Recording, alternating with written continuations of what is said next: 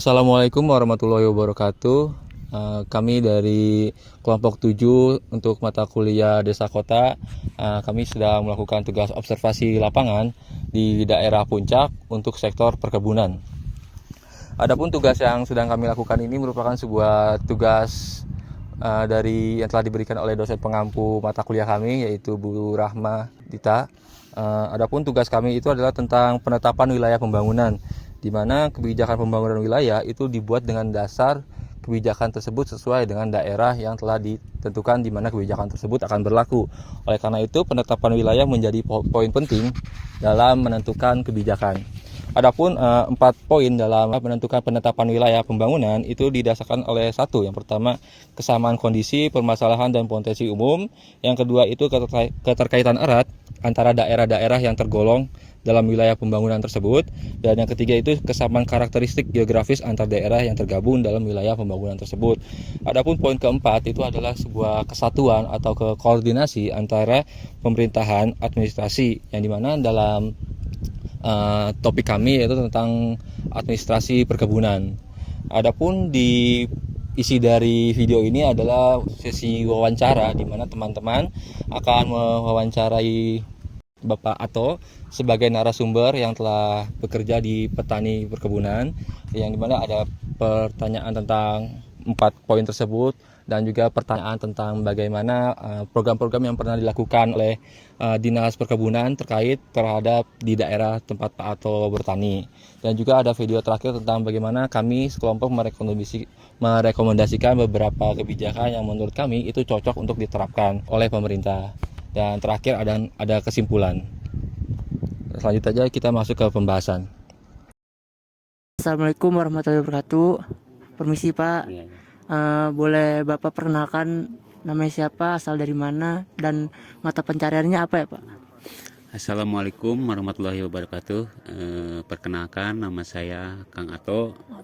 Tempat tanggal lahir saya di Pasir Kampung. Itu untuk desanya Desa Sukatani, Kecamatan Pacet, dan Kabupaten Cianjur.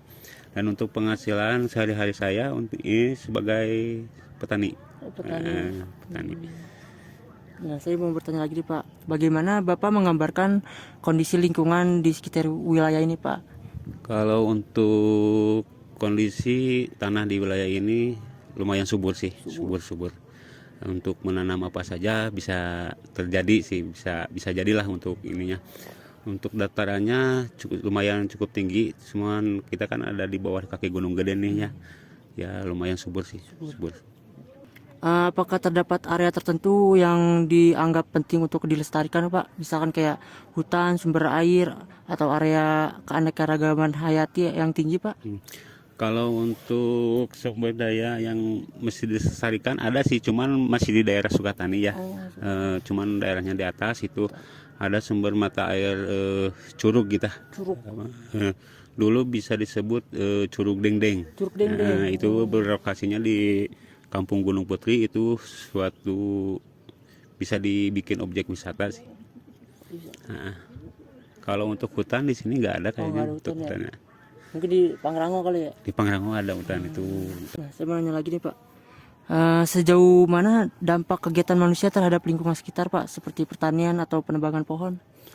Kalau untuk pertanian di sini saya rasa udah cukup baik sih, udah cukup baik. Kalau untuk penebangan sih kayaknya nggak ada kalau untuk di daerah sini, udah daerah bawah pelataran bawah sini ya. Tapi kalau untuk di atas itu masih ada gunung-gunung yang itu yang kecil gitu, itu pernah ditebangan. Itu dulu sih dipakai. Legal apa gimana Pak? Legal sih. Oh legal. Lagi Pak, bagaimana kondisi tanah dan lereng di sini Pak? Apakah sering terjadi erosi atau longsor? Kalau untuk longsor di daerah sini nggak ada sih, nggak ada. Cuman kan datarannya lumayan rendah lah di sini mah. Kalau untuk di atas mah sih nggak pernah terjadi sih. Kalau untuk longsor mah paling longsor dikit-dikit lah kayak yang di jalan gitu. Kalau untuk longsor yang gede mah nggak ada. Kenalkan terlebih dahulu, nama saya Irwan Syaputra. Saya ingin melanjutkan pertanyaan dari teman saya dari Rahman. Apakah daerah ini pernah mengalami bencana alam seperti longsor, banjir, atau gempa bumi dalam beberapa tahun terakhir? Untuk bencana bumi itu tahun 2019 ini kena dampak yang waktu gempa Cianjur itu ya. Nah, 2019 kan kalau nggak salah mah itu kena dampak juga untuk daerah desa Sukatani juga terkena dampaknya banyak ke rumah-rumah yang pada roboh termasuk ya rumah saya juga alhamdulillah terkena dampak gempa itu ya sampai saat ini juga nggak kebagian sih nggak kebagian dana untuk itunya ya alhamdulillah sih kita beres-beres dikit-dikit lah gitu kalau untuk bencana banjir kayak seperti itu mah nggak ada kayaknya. Kalau gempa kan biasa itu yang terdampak rumah. Kalau untuk dampak ke perkebunan sendiri itu ada nggak Pak? Kalau untuk dampak ke perkebunan kayaknya nggak ada sih. Berarti Rumah aja yang terdampak.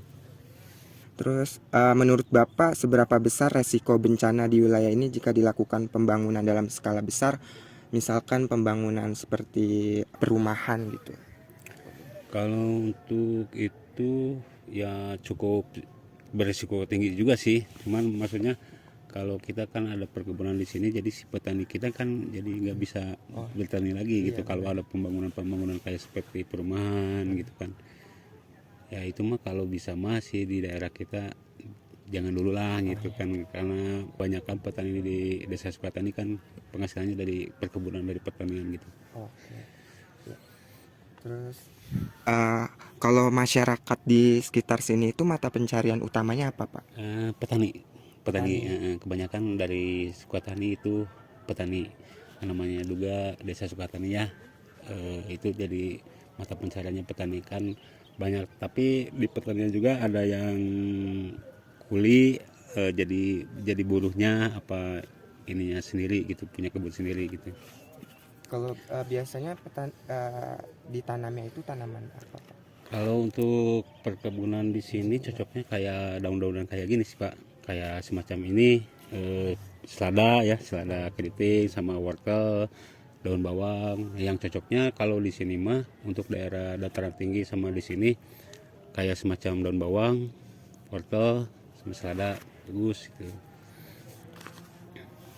Menurut Bapak apa kebutuhan utama masyarakat saat ini yang bisa didukung melalui pembangunan gitu, seperti fasilitas kesehatan atau yang lainnya?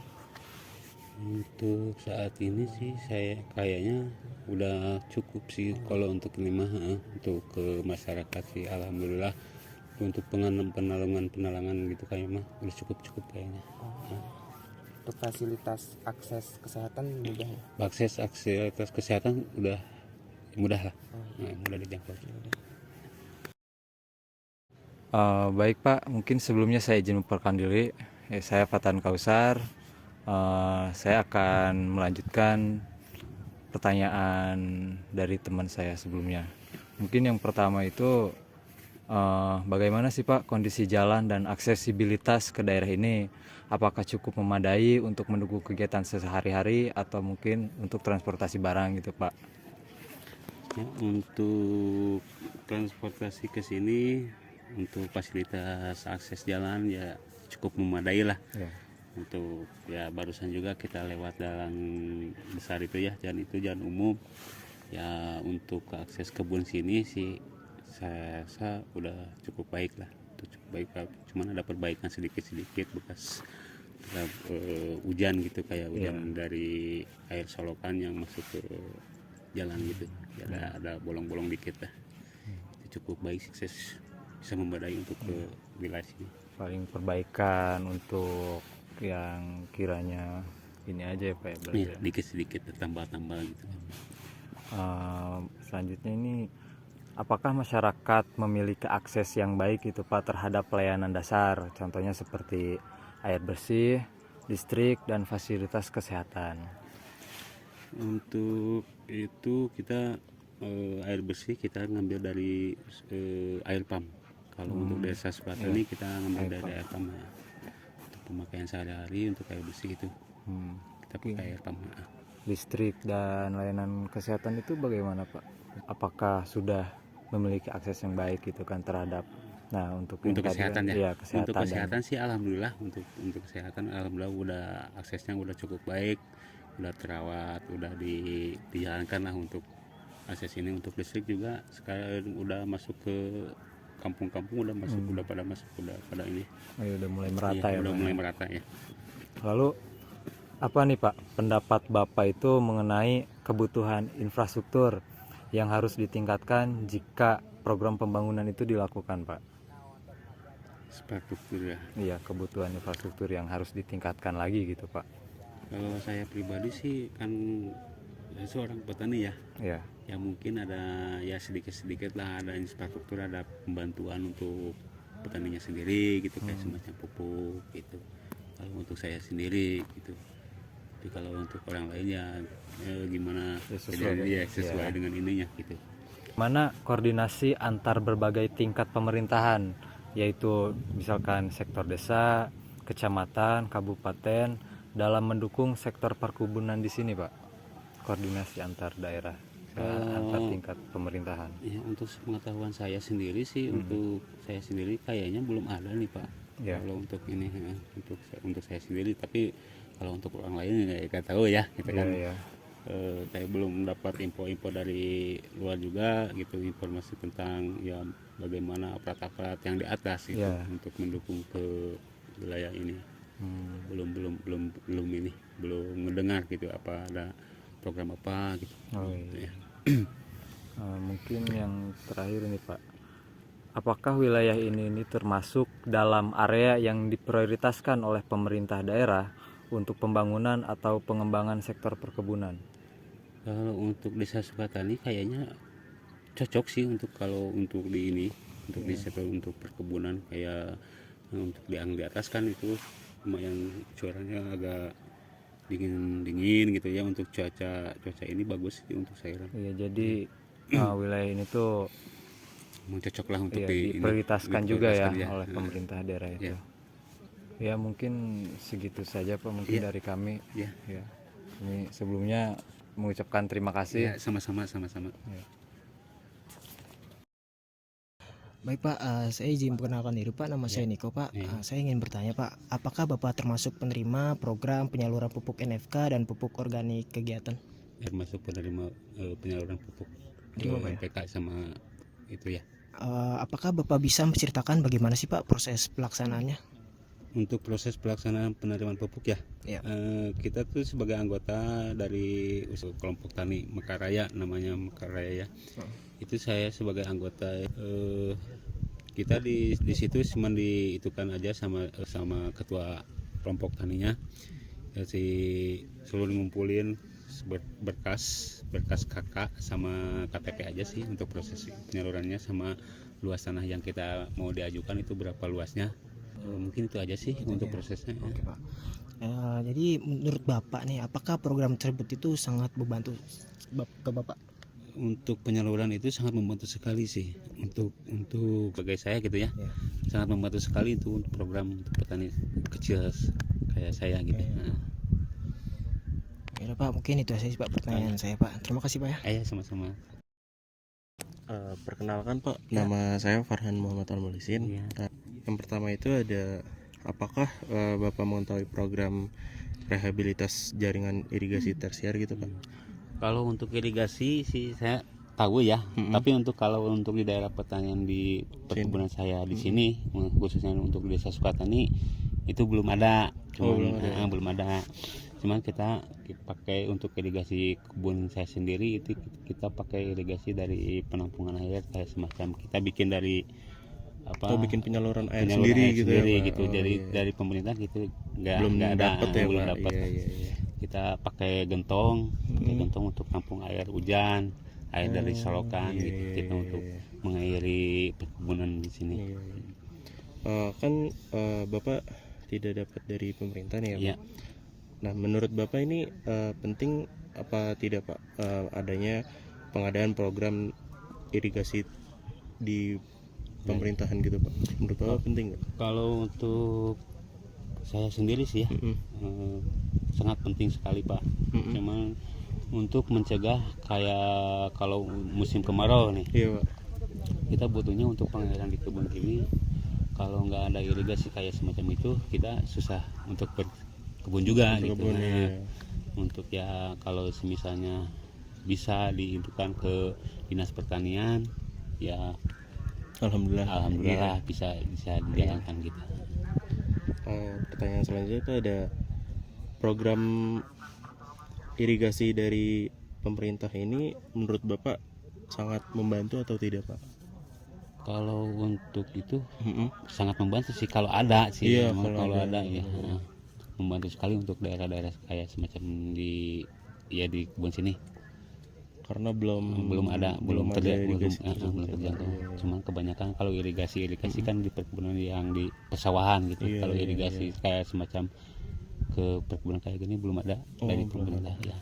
Yang semoga ke depannya pemerintah juga bisa Melihat, menyalurkan iya, melihat benar. untuk perkebunan kayak seperti itu.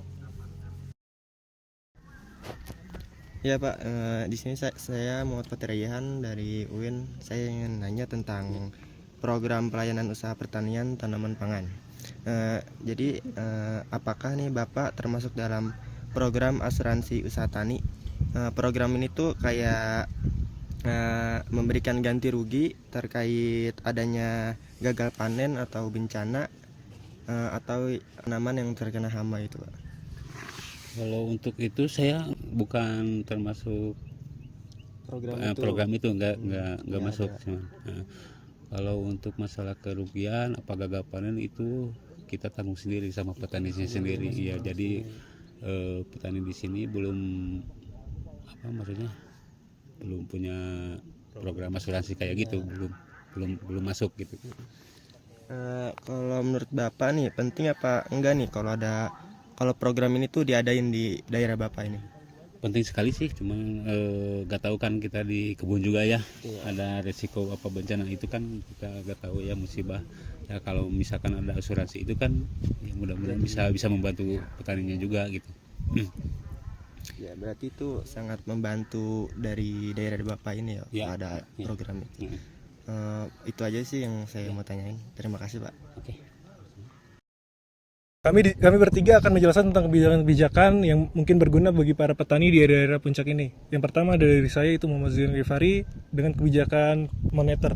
Yaitu yang pertama ada asuransi. Asuransi itu dapat membantu petani dari mengalami kerugian akibat bencana alam seperti hama, kekeringan, ataupun kebanjiran. Lalu ada pinjaman, ya, modal pinjaman yang resmi untuk para petani agar para petani bisa membeli pupuk, bibit, teknologi dan sebagainya, dan agar terhindar dari rentenir-rentenir yang meminjamkan uang dengan bunga yang berlebihan yang merugikan para petani. Lalu saya Lintan Nafiatullah dari sisi kebijakan fiskal, yang mana para petani di sini sangat mengharapkan yaitu program pupuk NFK, yaitu natrium, fosfor, dan kalium. Terakhir kali para petani di sini mendapatkan pupuk tersebut yaitu pada bulan Juli tahun 2024, yang seharusnya itu per tiap 3 bulan petani mendapatkan pupuk tersebut. Yang kedua yaitu program irigasi, yang dimana para petani di wilayah Bogor, khususnya di Cipanas tempat yang kita kunjungi ini, tidak mendapatkan sistem irigasi. Mereka hanya memanfaatkan air sisa dari limbah-limbah rumah tangga atau saluran-saluran yang kemudian mereka tampung lalu mereka aliri untuk perkebunan mereka ini.